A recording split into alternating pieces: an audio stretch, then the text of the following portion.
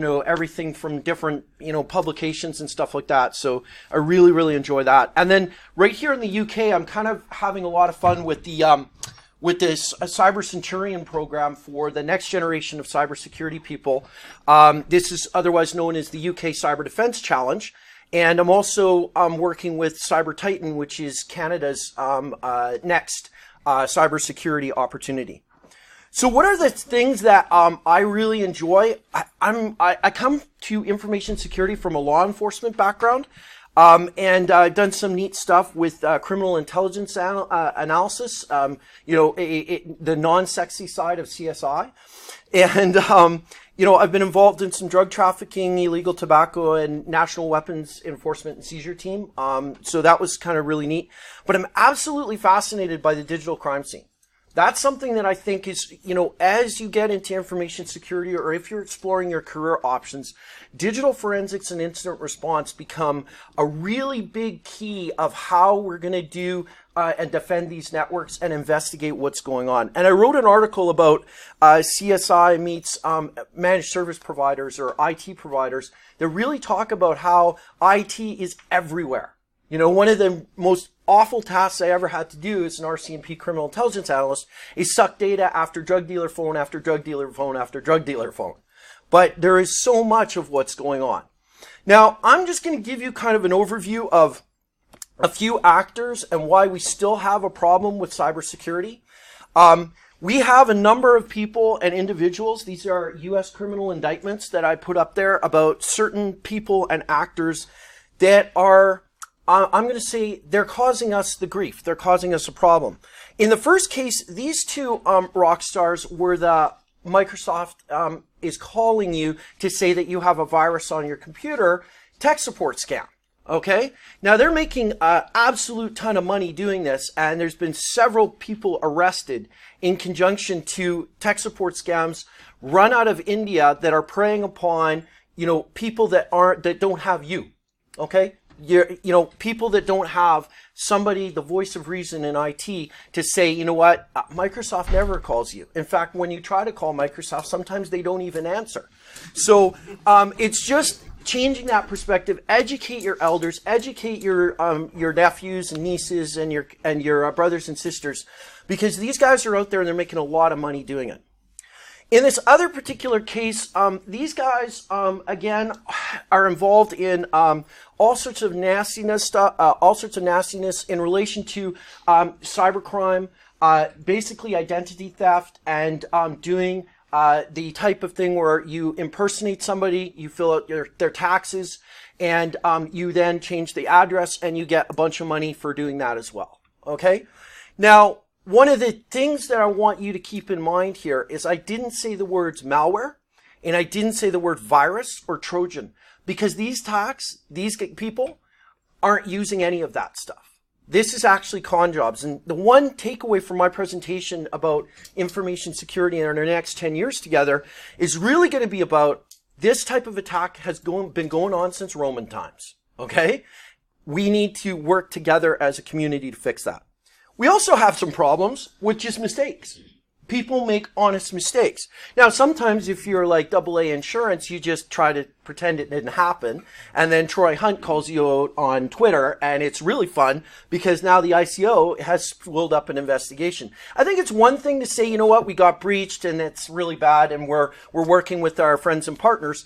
But the statement of the president of AA was basically like, oh, well, it was an IT supplier's fault, attempting to wash his hands of the matter. I think he'll soon find out that he is responsible for your customer data, not an IT supplier. And as I said earlier this morning on Twitter, popcorn, the fun will ensue. This was really interesting, though. We get to a point where people are hungry for data. We want to put our data into the cloud. The cloud offers some huge low-cost storage options. Guess what we did? We put it in the cloud and we didn't put a password on it. And then the bad guys got it. Ooh, right? Uber hackers. So that's a problem. Sometimes, though, we have another problem in IT is that we're not treated particularly well. In 2013, as a result of a change in leadership in the Iranian government, the head of Iranian cyber warfare was shot twice in the chest and dumped in a forest. Now, I'm not saying you're next performance review is going to go that particular direction.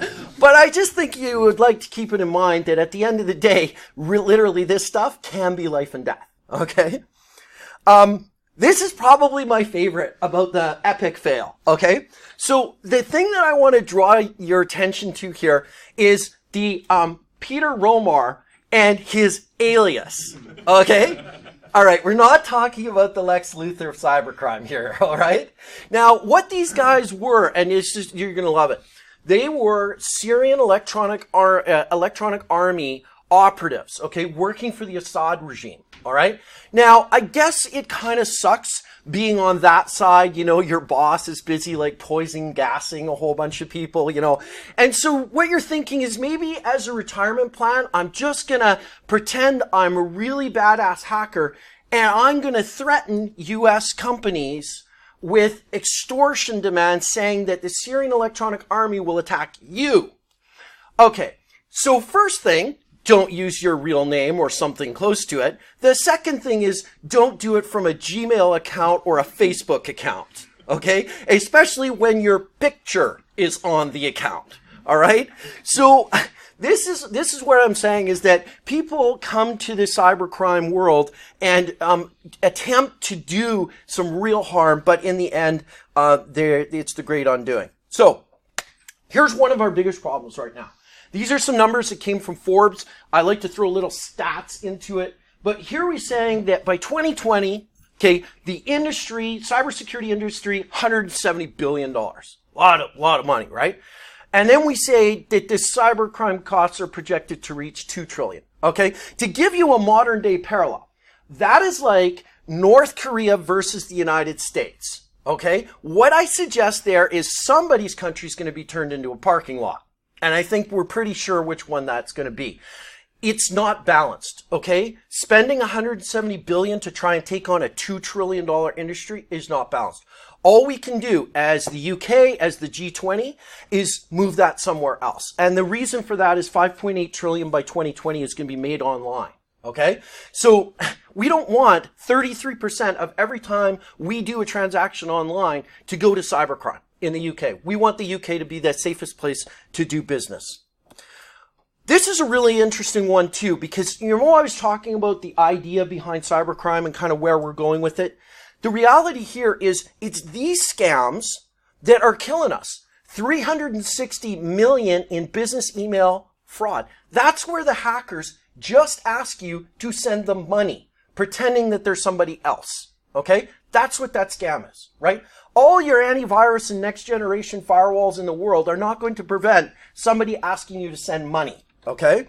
And then we've got, you know, things like the confidence, romance, and 138 million US dollars in non-payment, non-delivery, okay? Which is essentially, I put a tractor up on eBay, you buy it from me, I tell you to transfer the money to him, and no tractor. Okay, so this is where I'm saying is that a lot of the talk, a lot of what I'm going to talk about going forward, okay, is based on false assumptions, okay, a lot of false assumptions, like this one, okay, that we're going to drone strike hackers in the UK, but at the same time, we're going to turn off encryption in the UK. Now, does anybody think that the combination of the two is a reasonable approach to the problem of cybersecurity, right? No encryption, drone strikes. I'm on my 14th credit card now as a result of every time I've ordered something, I end up in the situation of having my information breached.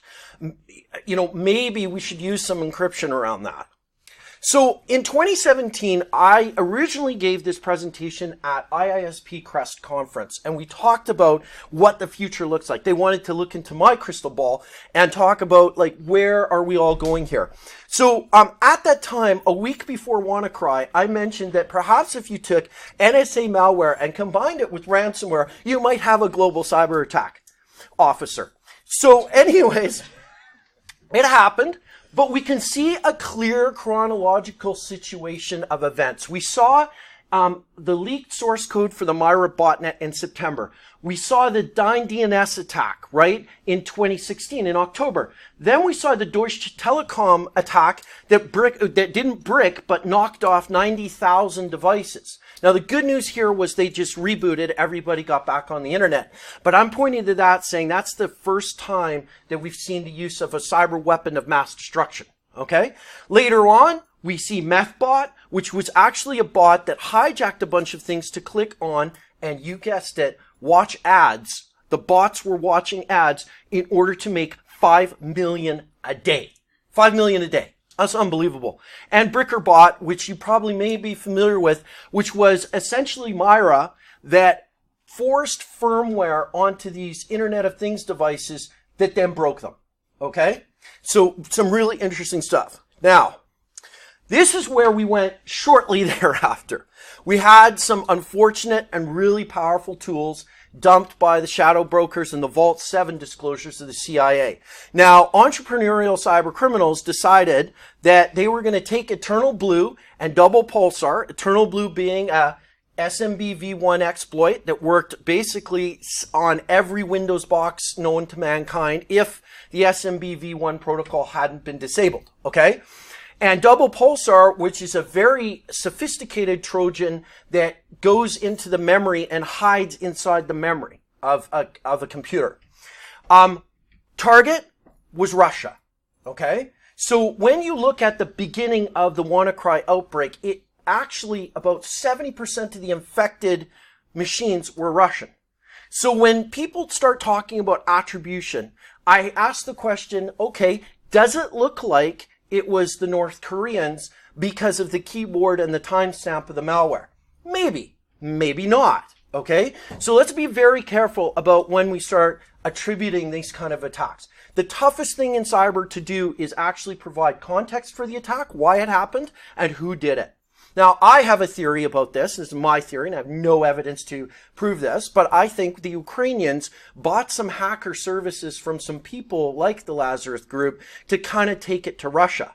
The Russian response was NotPetya, okay? And NotPetya, again, leveraged the Eternal Blue and Double Pulsar NSA malware, but also combined it with token theft, Memcats, which was a program that allows you to steal passwords off of an endpoint, and PSX WMI with those credentials in order to up your credentials to infect all the things. The thing about this was, which was most unsettling, is that once it got inside an organization, it was hose-banging boxes that were completely patched against SMB v1. Okay? Because the bad guys had gotten inside. And we're thinking that the attribution here is the Sandworm APT group, which makes a lot of sense because patient zero here was the Ukraine. So what does that mean moving forward? What does really cyber warfare mean? It means one nation state or nation state affiliated actors versus another nation state and their nation state affiliated actors on our internet, right? Pounding the crap out of each other back and forth. This is going to be a problem for us, okay? Because at the end of the day, I want to go on Etsy and buy shit. And if I can't, because that site's down, I get really angry. But there's more of a darker problem. And I think we're going to start seeing this in 2018, where we start seeing mass casualty accidents as a result of poor cybersecurity. Some of the data that we're seeing is vulnerabilities in what's known as industrial control systems or SCADA environments, supervisor control access something. Carl Gottlieb probably knows what it is. Anyways, my point here is this, is that we have a number of vulnerabilities in the fundamental things that we have, like turning on the water and expecting water to come out of it and like not bleach. Turning on our power and expecting that to be there and not like explode light bulbs all over the places. Okay, I'm being a little bit dramatical about this, but the point is that because we've hooked this stuff to the internet, we are now in a mad rush to secure it. Now, the good news is countries like the UK and the USA and Canada and Australia and New Zealand and all those folks have actually made significant investments. However, what the companies have done in a lot of cases is taken this horrible, vulnerable, awful system and sent it over to Latin America or the Middle East, okay? So all we've really done is transferred the problem and made it an SEP, someone else's problem, okay? So this is where I think if we are going to have a major mass casualty incident directly attributed to an ICS SCADA environment, it is going to be as a result in a country that has not made any investments and has received hand-me-down technology. Now, this was really interesting. This just came out really recently from Kaspersky about the attack surface of your vehicle. And that's certainly going to be a problem moving forward. And I think I can play a video for you here. All right. So this is a dash cam video, very popular in Europe. They're starting to make their way in Canada. And we can see that what we've done here is we come to a stop and we saw a Uber autonomous vehicle there go right through the red light. Okay? Now, that's not necessarily a problem. It's when all of them decide to do that on the same day. That's when we have the problem that I'm referring to in terms of mass casualty situation. There's also been cases where a autonomous vehicle has stopped, and because there was a bicycle behind it, it couldn't get a read off of where it was exactly, and it freaked out, turned the wheels right, and rammed itself into a storefront. So we are dealing with some interesting scenarios, right, where we as smart as we are, we haven't calculated exactly every possible scenario. And this is just some of the risks and control systems right now, high risk, high level controls that are out there. Now, first cyber war, or did it start already? Okay. Now I'm going to go down through a few of the actual occurrences of some alleged cyber warfare type stuff. Okay. Where, you know, nation state actors or criminals have actually blown some stuff up. Now, we think in 2008, there was a pipeline that exploded as a result of hackers. And Bloomberg covered this extensively. But then later on, a report came out that said, no. So we don't know. We don't necessarily know what the actual truth of the matter is. However, we do know that Shamoon and Shamoon 2, which are two sets of viruses, did pound on Saudi Aramco and bricked 50,000 of their computers. Now, Saudi Aramco basically said, not to worry, we have oil still flowing. Here's the thing. They did. The oil was still flowing, but none of the trucks to move that flowing oil were moving. So when you think about these type of cyber attacks that cost an organization money, you're now into a scenario where you can inflict a significant burden on an organization. I was working with a Midlands supply company, and we got to talking about what their biggest risk in their organization was. And it wasn't like human resources data. It wasn't like their credit card data. It was their logistics and transport system. And I was like, well, what do you mean? He says, well, we only have half a day's worth of capacity in our warehouse. If that system goes down, we are putting product in the parking lot and tarping it. So that's really interesting to me because it kind of blew my mind. You go in, you do security assessment, you're like, oh, it's the data, it's data. And no, here it was the system. That the company, if that system went down, they're putting product in the parking lot. I found that really, really fascinating. A couple of other things. In Haifa, Israel, hackers broke into an industrial control system and turned on the lights at both ends of the tunnel green. Okay? Neat, right? Kind of a cool hack, but, you know, if you had done all of those tunnels, that's what I'm talking about here. That's what cyber war looks like. In Queensland, way back in 2001, okay, we had an angry IT guy. I don't know where any of those are, but an angry IT guy break into a sewage control system and flood a whole bunch of raw sewage everywhere, okay? And then finally, we have Trick and Team Poison there who got obliterated by a drone strike. Probably the first hacker to die from a drone strike, I might add. Not to be the last, unfortunately. Responsible for ransomware attacks allegedly on the Presbyterian Hospital in the United States. So when we talk about cyber war, this is the takeaway here. Think about scale and think about all of this happening in a long weekend bank holiday. That's what cyber war looks like. So I have a feeling that we're going to see more and more of this as we kind of move along. And just today, there were some concerns about the hackers getting into nuclear power plants. But again, where the media hypes and what the reality is are two different things. So where are we right now? We're in a situation where a whole lot of capability And I'm not just talking about your Kali Linux and your Metasploit distributions that you use for pen testing. I'm talking about serious, hardcore, state-level malware becoming freely available in the community. This is incredibly dangerous. And the question to ask you is, when WannaCry broke out, we knew what it was attacking, the SMB v1 protocol. We had disclosure of these actual tools. So when you think about this, if we had what the enemy was going to attack us with, and we had actual samples of the malware they were going to use, how come all those security vendors out there in the world weren't ready for it? How come you weren't ready for it? Okay? So that's something to really think about when we go into our next scenario, which is the second cyber war. And what's interesting is the protagonists of the first cyber war are the criminals and nation states, but I have a feeling this is going to be our protagonist. I have a feeling that because we are perhaps a little bit too excited about the potential of AI, when we put AI in charge of, I'm going to say, the gushy things, we run a risk of angering it, okay? And I want to kind of illustrate my point with another little quick video here. Oops, let me go back. All right, are we rolling here? There we go. Okay, so what you're seeing here is a cute little robot. It was a Russian robot. And it essentially went through an open gate and wanted to meet people. Kind of like Olaf from Frozen. Warm hug!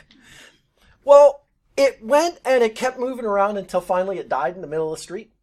And what's really interesting is that, then the engineer showed up and took it back to the lab. Now, here's the scary part of this story. If you do research online, you'll find it. That was its second time escaping after a full wipe of its firmware, like reinstall the operating system. It did the same thing. Okay? And if that doesn't send a bit of a chill down your spine, I'm not sure what would. Because there's stuff that we don't get yet. And we're putting it on the same network that we use to deliver our pornography. So if you don't think that there's a security problem between something that can actually slice and dice you, like a surgical robot, and that just decides halfway through a bowel resection, you know what? I think you need a boob job. That's going to be a problem for us. And there's another problem that we're being confronted pretty soon, and it's certainly around the transportation and logistics industry. Okay? I want to share with you this promotional video because, oops, let's go back. And this one is really kind of neat and horrifying at the same time. Okay. I'll just let you absorb the captions.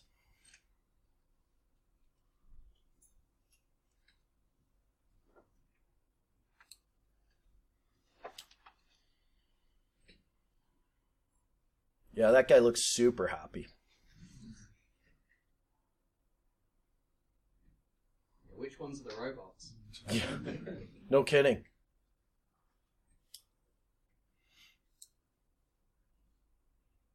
It's all fine till a baby gets dumped down one of those. Was that a little bit dark for first thing in the morning? Yeah, they can work 24/7. Isn't that lovely?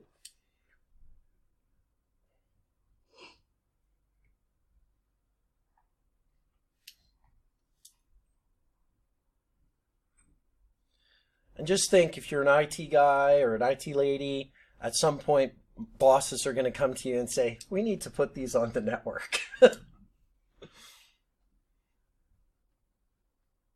Yeah, I'd feel real comforting after seeing that. And we're getting there. So this is where I think the rubber hits the road. This is where I think we're going to encounter true issues in our society.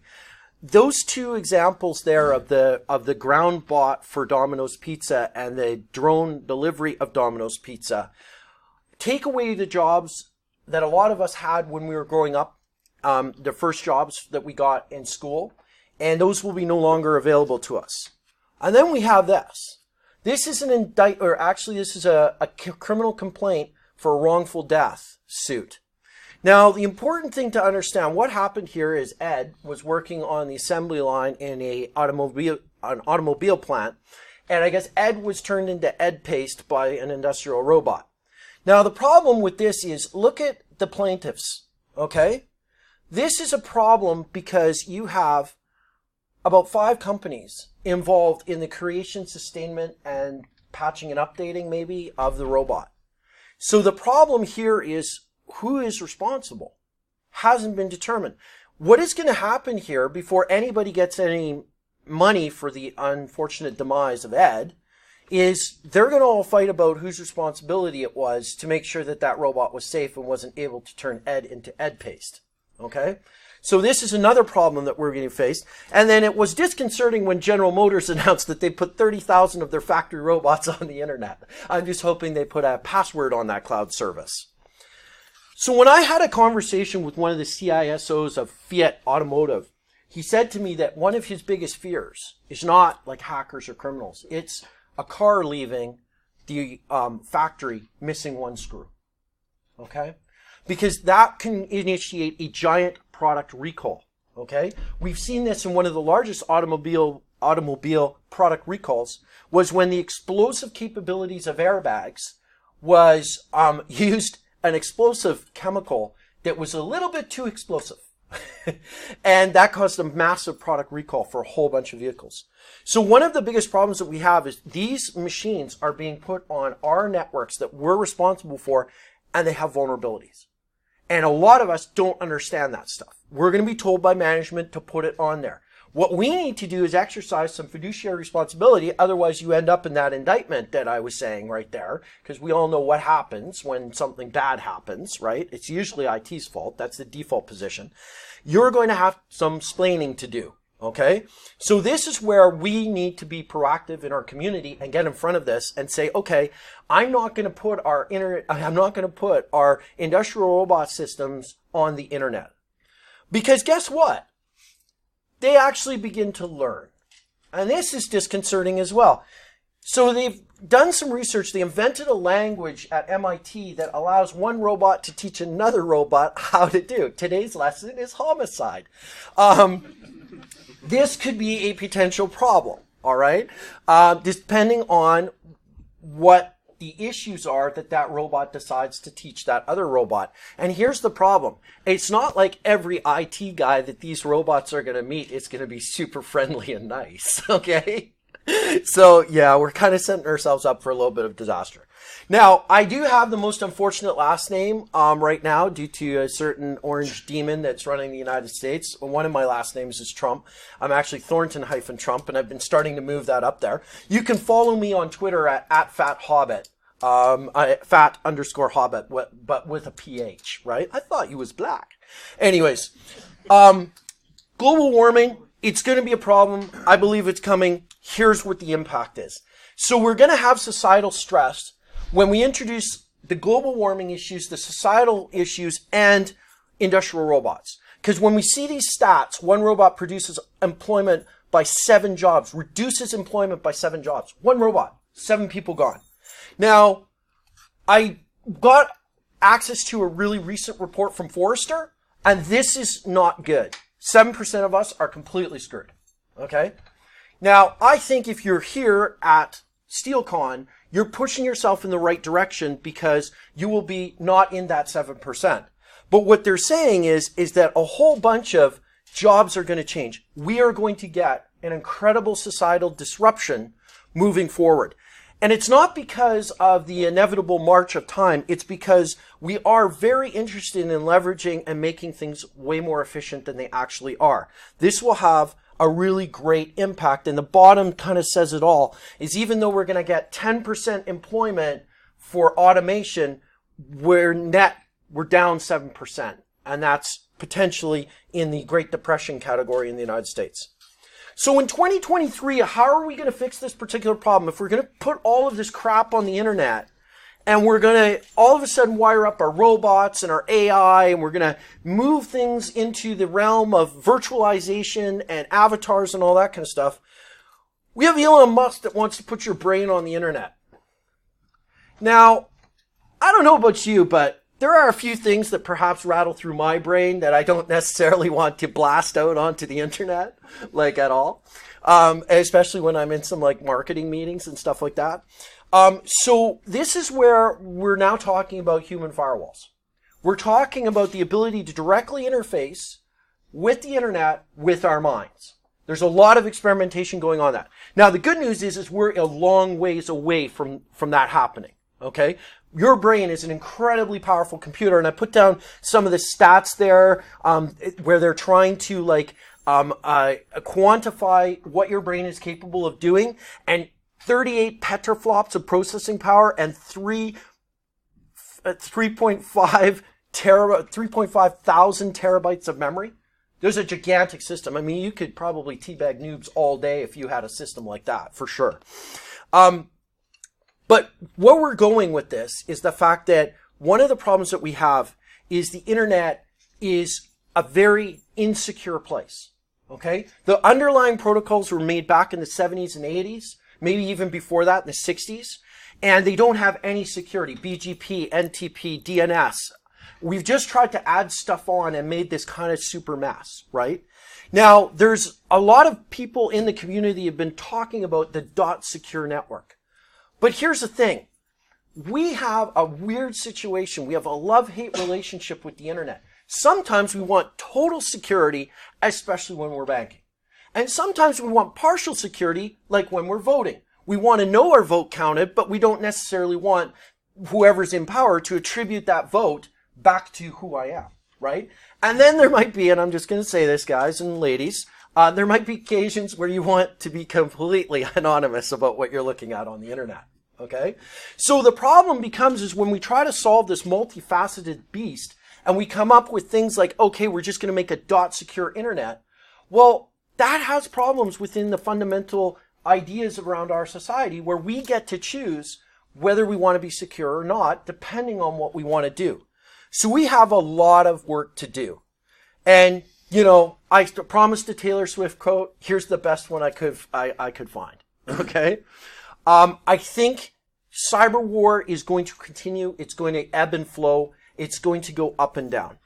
Now, this is where I think one of the really interesting things to talk about is that as we move into the realms of AI and we start to possibly directly interface with the computer systems, we're going to get into another whole new advancement, if you will, of IT and IT security related things. There's going to be people that manage and organize AI to get it doing the right thing.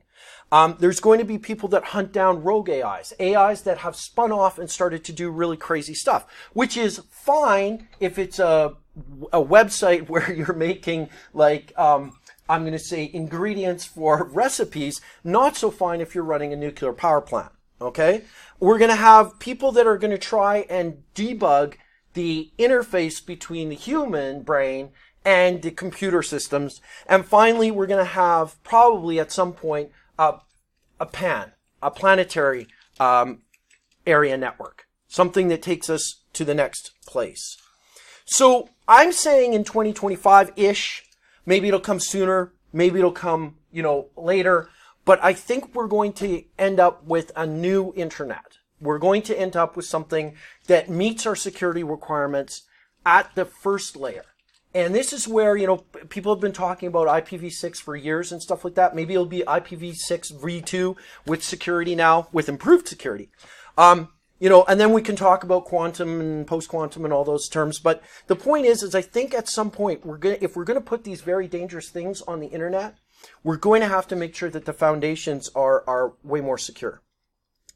And this is what I was talking about in terms of where we are right now. These are some of the ideas that are being used around European Parliament drafting regulations that regulate the right of robots. Okay? The right of a robot. Interesting.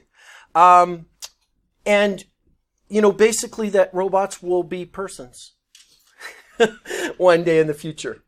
So what I'm looking forward to is 2026 when I think we start colonizing another place, because we kind of messed up this one. So it may be time to leave. But what's interesting is NASA is working on the protocol to connect the moon, Earth, and wherever we go next. And I found it really interesting that Mars has got an 8-minute lag time. So you're not going to be able to play Halo, okay, with that kind of lag. All right? It's just not going to work for you. Loading. Oh, geez. But we have something called the DTN, which is a planetary IP-based network. So I'm super excited about it. I think we'll also start banning cyber weapons around 2027-ish and stuff like that. But you know what? There is hope because we may get the big do-over. So in 1859, there was something called the Carrington Event, which was where Earth got blasted by something called a coronal mass ejection, or CME event. This is essentially the giant reset button on the PC on the globe. And if that does happen, and scientists like Pete Riley there, who I'm sure is a real killjoy at any party he goes to, is that, you know what? I think we're just all going to get all this electronic stuff that we've built will be wiped out, and we're done. Thank you so much, guys. I really enjoyed it. There's a great vibe here at SteelCon. Enjoy yourselves, and that's it for me. Got time for questions.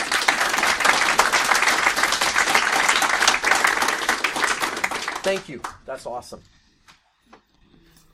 So I think, you know, if we're off of time or if we're on schedule, we can do questions. I'll be around all day and all night. Please go to the party and see Dual Core. They're amazing and awesome. And yeah, I'll be around. So if you want to just, you know, follow me on Twitter or whatever, that would be great. Have a great day. Go and see the vendors. They love it when you come by and say hello.